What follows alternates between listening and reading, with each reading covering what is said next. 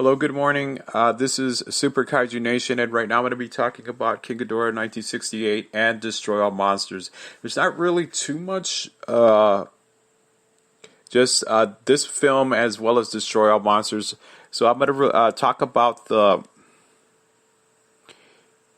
like his what I left out in the other film, his powers and abilities. He has gravity beams, and he's able to emit thunder from his like in the original film, or also in and the Godzilla vs. Gigan. You saw like a lightning storm when King Ghidorah was whenever he was near, and later on in the film Godzilla King of the Monsters, he caused the weather or the to change, and it become like a windstorm and a lightning of hurricane proportions. All right, he's able to fly up to speeds of Mach 3 in the Earth's atmosphere by flapping his gigantic wings. So he exceeds, and this speed reaches up to Mach 400 while flying through space. Oh my God, that's pretty far-fetched, but he's also able to create windstorms from just flapping his wings, much like Rodan and Mothra and other kaiju of the same style. So let me talk a little bit more about the gravity. Oh, so it's a golden lightning bolt like gravity beam from each of the mouths. So can you imagine the amount of pressure? Let's talk about the physics. The amount of pressure and the pounds of pressure when it hits Godzilla or any of his other allies from these films. So it's pretty devastating. And I mean, as you could see in a lot of the films we've seen growing up, so he's able to do these things. So King Ghidorah is extremely durable and resistant to any damage. Even like usually Godzilla has to have assistance in order to defeat him. But in the actually in the Heisei film Godzilla vs. King Ghidorah, where he becomes Mecha King Ghidorah, he's actually defeated by Godzilla, and because that Godzilla was 10 times stronger than the previous Godzilla from 1984. So he withstands any conventional weaponry, no noticeable effect. He can even shrug off point blank blast from Godzilla's atomic breath. And so he's extremely durable, and that's to his advantage. And yeah, so he's resistant to injury. And so okay, it's his roar. I want to talk about his roar.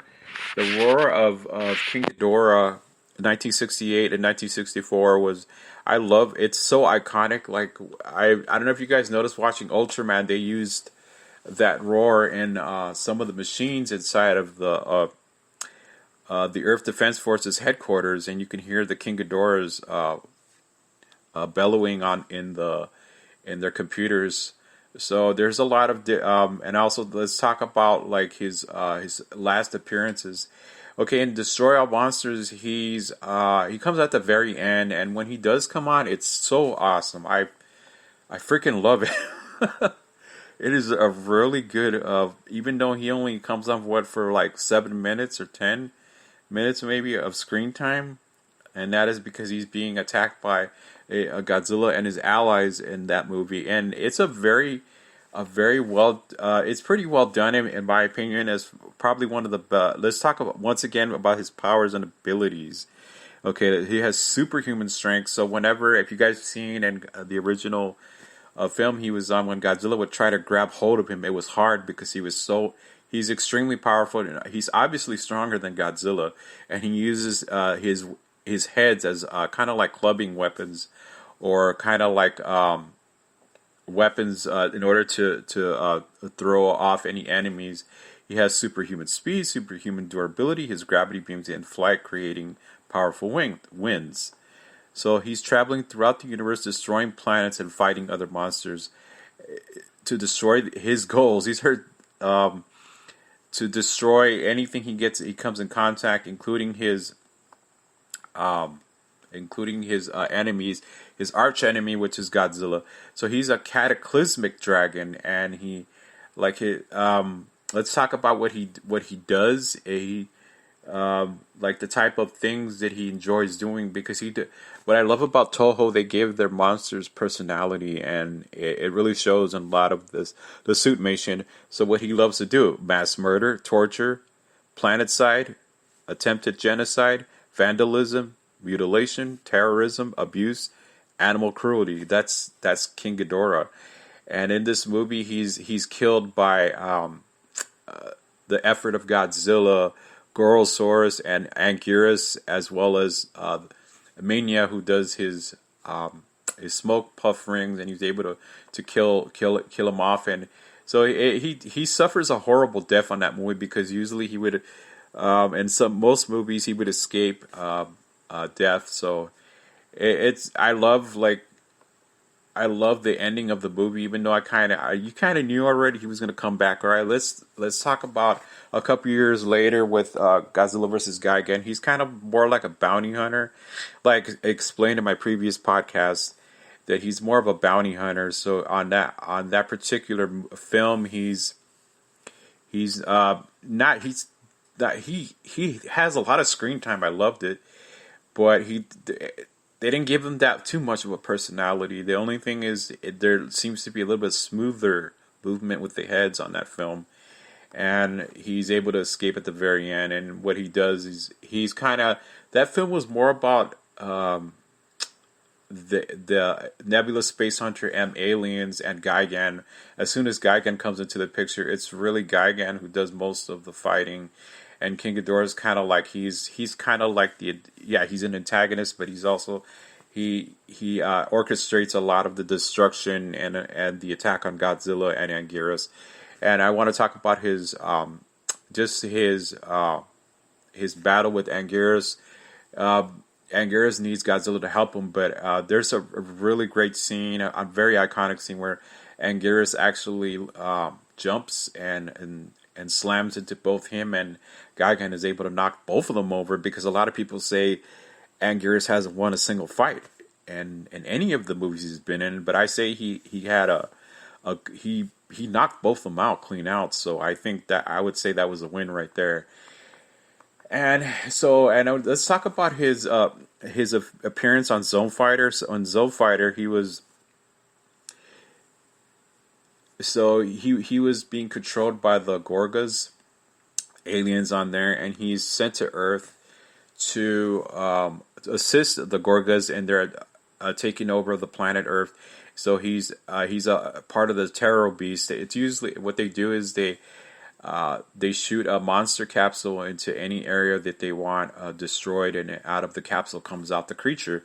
But on this movie, he meets Zone Fighter. It's a really entertaining episode. I love the episode. I don't know if you guys seen Zone Fighter. If you looked on Kaiju Tastic Nation Media's Facebook group page, I put a link there of anybody that doesn't have the Zone Fighter series, because it is a must-have.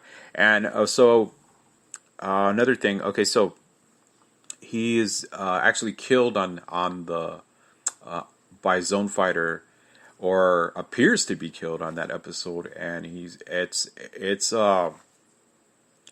the span of 2 episodes, like a 2-parter, and so let's talk about his personality before I end this, because it's such a King Ghidorah is, like I said, he's the ultimate kaiju villain. Like, I could, there's people that I can name other kaiju that are villainous, but this guy really, he epitomizes everything that's bad. Okay, so he's an evil, sadistic, destructive space monster that has traveled the universe, destroying planets for ages and civilizations, and what he loves doing, what he does. And he's also come into contact with other species, and what he enjoys doing is slaughtering them. And examples of his sadism include him brutally torturing Mothra in their fight and destroying the landscape of the Earth. So it's, he's pretty sadistic if you really think about it. And like I said, whenever he's in any trouble, he retreats. Okay, so I hope you guys enjoyed this look into King Ghidorah in 1968. It's there's not much. Only thing, a slight change with the suit, and the suit looked like it was. They were able to control it a little bit smoother in this film, and of course, he was not in the film and most of the time. But when he did come on, it was really, it was awesome. And so I hope you guys enjoy. I will see you guys. Hope you guys like this podcast, and you want to comment below. This is Kaiju Tastic Nation Media and Super Kaiju Nation signing out.